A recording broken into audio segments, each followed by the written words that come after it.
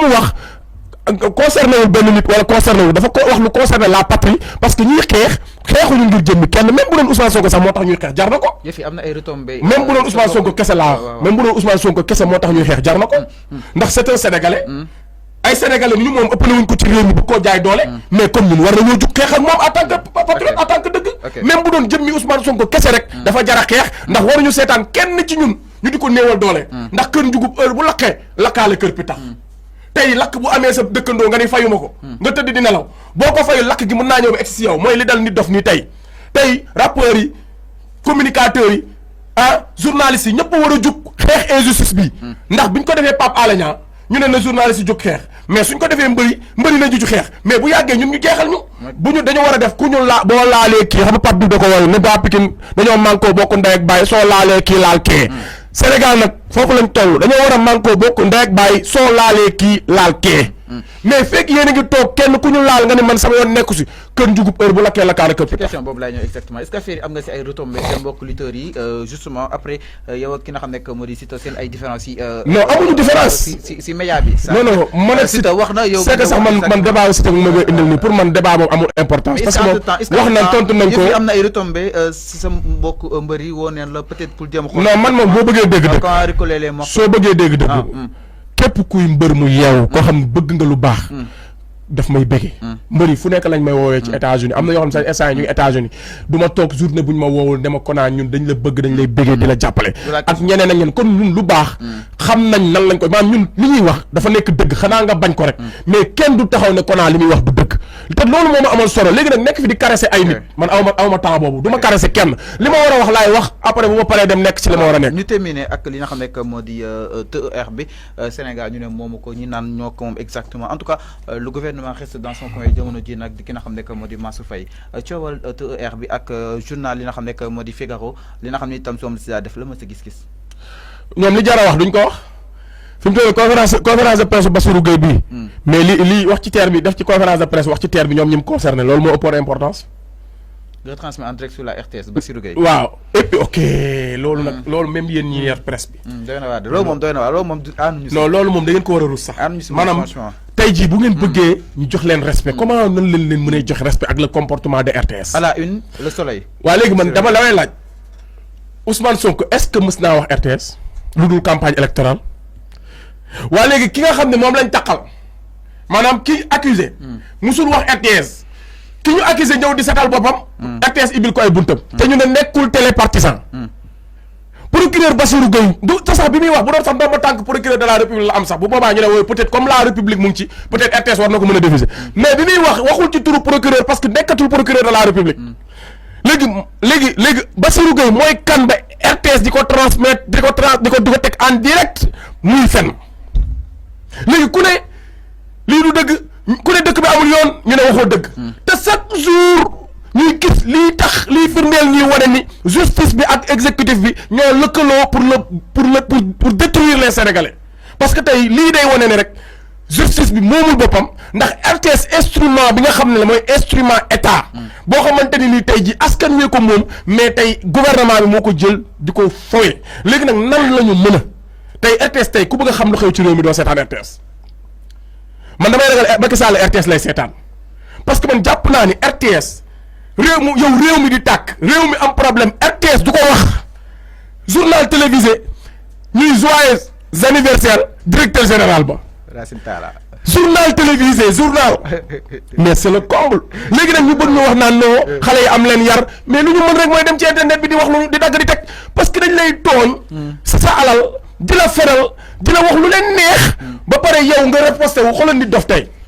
nit dof kan la saaga ñu ne violence la woote appel à l'insurrection kan la ko wax daa bëgg mais est-ce que xam nga liñ ko toppee nee nañ nit dof dafa saaga ci penc bi waaye léegi nit dof kan la saaga waxanaa procureur bi moom TikTokam la yor rek ak WhatsAppam ak YouTubeam mais di ko seetaan mais procureur war naa jàpp nit dof nga xam ne ba muy saagawul kenn mënul ne kii la saaga Penda Ba saaga olof yëpp ñu daggal ko passeport diplomatique génne ko réew mi Khalifa Sall saaga institution bi gën a rëy kat article 80 war a dal ci kawam saaga Marème Faye Sall Macky Sall dem Paris photo ak moom ba tey mu ñëw Sénégal di nekk ci jàmm ñu jàpp ni def nii teg ci kaso yi te saagawul kenn te kii dafa saaga olof yi kii saaga Macky Sall ak jabaram Ahmed Suzanne Camara toog ñëpp di ko dégg mu ne Ousmane Sonko dañ ko war a rey loolu du appel à l'insurrection Ousmane Sonko li mu tekki ci réew mi Ousmane Sonko ñi ko bëgg ci réew mi est-ce que boo ko reyee doo reyaale ñu bëri léegi Ahmed Suzanne Camara taxaw ne dañ ko war a rey kenn intimidé wu ko léegi nit dof mii di góor di jullit di yaaram raada bol nee naa la ñun ñi ñëpp conséquence u régime bu bon lañu gis nga man lii may wax nii bi ci boole des fois sax benn tool bu duy conséquence la meluma nii ci tàngul ginnaaw ga moo lakk nit bu ñuy jàpp di ko xoj te Macky dafa war a sant yàlla gis nga s'il n'avait pas les réseaux sociaux s'il n'avait pas tey ñu am liberté d'expression bii nii tey fekk nañ ko pale bu yàgg parce que boolu muñ wax bi ñuy wax nii sax daf ñuy xaw a soulager parce que li gën a métti mooy nga am loola métti te amoo foo ko waxee te bu doon RTS kese yor nguur gi kese mu dépendre ci ñoom man du ma am kàddu yow doo am kàddu kon moo tax nañ ko RTS waaw na patriote yi def attention est-ce que mës ngaa gis Ousmane Sonko di def conférence de presse meeting bi sax benn télé wane ko. est-ce que nekk Ousmane Sonko aussi lu mu rejeté woon micro RTS. loolu moo rattrapé ba tey Ousmane Sonko kese mooy opposant à part Ousmane Sonko si opposant yi léegi Ousmane Sonko dañ ko dafa sànni seen micro yeneen opposant yi nag mës ngaa gis opposant télé RTS nu fàllu nañ ñu bàyyi. léegi damay ñëw nag ci alerté. alors waaw si terre bi. non terre bi noonu laa ciy wax dama ne terre bi amul lu ma ciy wax parce que li Ousmane Sonko wax rek moo am mooy que France. moom moo nekk di doxal Macky Sall benn préfet la léegi nag ñun dinañu fexe ba xeex ba respect bi nga xamante ni dëkk war na ko am naw ak ay naw la dëkkam ñu jox leen ko incha allah loolu lañ nekk di xeex te 2024 ça va changer. alors 2024 incha allahu rabbi la ñuy dugg ci loolu léegi nag fan laa li ma bëgg alerter patriote yi. ñu terminer waaw. foofu la ñuy tëjee. waaw patriote yi damaa bëgg ngeen déglu ma bu baax. damay dégg ñu naan ñuy kañu ñun jeunes yi. ñun jeunes 21e siècle yi. ñuy kañu naan. sunu maam yi sunu mag ñi dañoo nelawoon seetaan ba Mamadou Dia ñu ñàkk ko kon duñ seetaan ak Cheikh Anta Diop ñooñu jariñoo woon kon duñ seetaan Ousmane Sonko. gis nga ñun sunu mag ñi sunu papa yi nekkul dañoo seetaanoon de nekkul dañoo yambaroon de dañoo amul woon information bi ñu am ñun il faut ngeen xam ko ndax kéwél du tëb doom ja bët ni ñu mel nii rek day wane ne sunu mag ñi ay bañkat lañu woon waaye dañoo xamul woon parce que boobu RTS moo fi nekk wala sax est-ce que RTS amoon na le soleil moo fi nekk est-ce que sax le soleil amoon na RTS rajo moo fi nekk est-ce que sax boobu amoon na nguur gi lim leen di wax dong loolu la ñuy mën a jàpp parce que amuñu la bonne information moo waraloon bi ñuy toroxal Mamadou Dia kilifa diine yi seetaan ko askan wi seetaan ko ñu toroxal ko parce que li leen Senghor gëmloo woon rek lañ mën a gëm parce que dafa leen waxoon Senghor yéen kilifa diine yi sama benn xarit ndeysaan papam dafa toog reetaan ne cam yàlla kay buur Mamadou Dia xam nga ni suñu àq ko dal de kasoom la tabax ne da ci tëj kilifa diine yi yàlla dogal kaso ba moom moo ca njëkk a tëdd xam nga Mamadou Dia moo nekkoon chef de gouvernement boobu séparation des pouvoirs amoon na boobu palais bi ak petit palais dafa amoon léegi palais bi exécutif dafa am ci lu mu nekk mais le chef du gouvernement daanaka mooy doxal Senghor xam ni kii fu mu jëmee réew mi nekkul wii te tubaab bi dafa bëgg ku mel koo xam ne danaan waaw di exécuter ñu xam ne Mamadou Dia mii fi mu jëmee réew mi dafa bëgg a développer réew mi dafa bëgg a conscientiser ndaw ñi dafa bëgg teg ay valeur ba nga xamante ni du ñu dépendre ci tubaab bi maanaam génn ci muumu njaam total tubaab bi daal di instrumentaliser la justice bi comme ni ñu ko defee instrumentaliser ki nga xam ne mooy Senghor ñu instrumentaliser justice bi def campagne de diabolisation ci ki nga xam ne mooy Mamadou Dia il faut xale yi nga leen di wax taarix doonte xale laa waaye nag xale yi ñooy yar xale yi ñu instrumentaliser li nga xamante ni moom mooy justice bi def campagne de diabolisation comme ni ñu koy defee nii ci Ousmane Sonko dem ci kilifa diine yëpp ne Mamadou Dia kat li leen seen maam yi bàyyil nanguwu ko ndax moom gëmu leen lii lañ wax kilifa diine yi ñëw ci askan wi ne leen Mamadou Dia dafa bëgg a coup d'état Senghor Mamadou Dia dafa bëgg a toog nguur bëggul Sénégal sariya la fi bëgg a teg moo waral te temps yooyu internet amul du ngeen am sensu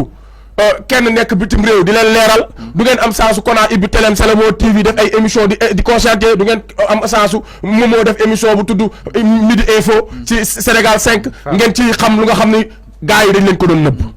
loolu nag li ñu ko may mooy la magie de la technologie moo tax réseaux sociaux yi moo jommal état bi parce que lu ñu nar a nëbb lu ñu suul réseaux sociaux yi sulli ko léegi nag ñun chance boobu la ñu am parce que avec la magie de la technologie le monde est un village planétaire mooy avec xaralawu internet tax na àdduna bi yëpp benn réew la benn village la dañoo connecté wu lépp lu xew États-Unis mentalité bi jeune États-Unis bi yor tey moom la mentalité bu jeune sénégalais bi yor mentalité bi occidentaux bi yor tey kii européen bi moom la mentalité boobu la sénégalais bi yor tey li ko waral mooy buumu jokkoo yi ñoo yomb kon sunu maam yi amuñu woon chance boobu ba mën a am discernement ci information yi leen di indil moo waraloon tey ñu naïve ba ñooñu rëcc leen waaye ñun contrairement ak ñoom ñun on n'a pas droit à l'erreur parce que ñun on a tous les atouts en main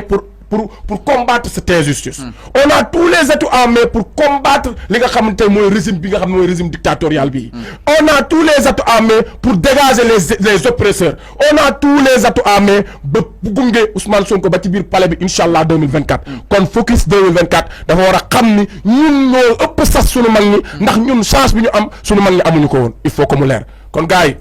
gatsa. merci beaucoup ñu lay remercier bu baax Kona bàyyi nga daal tàggatoo ak téléspectateurs yi waxtaan wi neexoon na lool. maa ngi lay tàggu man di la bëggee. ndax yow tamit suma frère nga.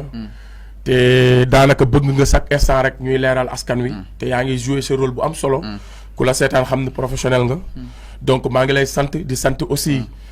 sunu tata bi maa ngi koy bëggee. tur bi Adja maa ngi bëggee Adja di bëggee. Kia aussi. di bëggee waa 5 TV yëpp nga xam ne sama kër la. donc di bëggee sénégalais yëpp di wax ni yàlla na yàlla jàmmal réew mi waaye jàmm gi du lu ñuy ñaan c'est un comportement de tous les jours. da ngay def jàmm di wax jàmm jéene ñëpp jàmm am jàmm. doxal dëgg. loolu mooy maye jàmm mais soo fekkee sa loxo doo ko génnee ci taatu kuy dem. ba pare di ñaan jàmm doo ko am kon nag. pour nga am jàmm c'est un comportement kon maa ngi ñaan ñun ñëpp ñu am comportement jàmm soog a woote jàmm doxal dëgg bàyyi néewalante doole ku am ñaari junni yoo mayal ku la neex mais soo bëggee dégg dëgg woowal Kona mbokkum réew mi ñu wax laa ne ko asalaamaaleykum wa rahmatulah merci beaucoup Kona ñu lay remercier bu baax a baax borom C'est le bon TV ñu nga xam ni itam yéen a bëgg seetaan ay analyse am ay décortique am dem leen si C'est le bon TV chaque jour je pense que mi ngi fa daal def ay décortique yu am solo si nga xam ne moo di actualité réew mi ak doxinu li nga xam ne moo di suñu gouvernement bi alors Kona dégg nga ni Sénégal bokk na si 9 pays yu gën a ràññeetlu si Afrique wëngal képp si wàllum gouvernance Sénégal jël na si 2e si Afrique de l'Ouest mu nekk li nga xam ne président Macky Sall mu ngi koy rafetlu bu baax a baax 30 secondes. loolu dëgg la. di jox ñu benn journal Le Soleil. loolu dëgg Le Soleil moo ko wax. du dëgg jox ñu journal yëpp tey journal yëpp ko titre dañuy wala boog ñu ñuy jaayee. ñoo xam ne ci biir Covid lañ sàcc alalu Sénégal ñu naan bonne gouvernance. di jox ñu benn photo. ñoo xam ne ay rapport da leen di épinglé ñu ne wuyu jiwma ay rapport da leen di épinglé ñu ne magistrat yi ay corrompu lañ. procureur buy jël ay dossier di charger un opposant politique. procureur buy def conférence de presse di fen loolu mooy bonne gouvernance. mi ngi ne gouvernance waaye xooluma lii waaye. magnifié kuy xool li ku ñuy manipuler ñi waaye bàyyi loolu waaye yow tamit waaw loolu lañ tàggoo waaye. merci beaucoup chers téléspectateurs li ma nekkoon seen émission bi dee fa jërë ngeen jëf si ànd bi Kona dans C'est le bon TV da leen fekk jóg ko fa on se retrouve demain inchallah si beneen invité ak beneen invité d'info d'ici là portez-vous bien dese leen ak ñun fii dinañ ñëw dans quelques instants seen émission yi nga xam ne moo di Top 5 jërë ngeen jëf.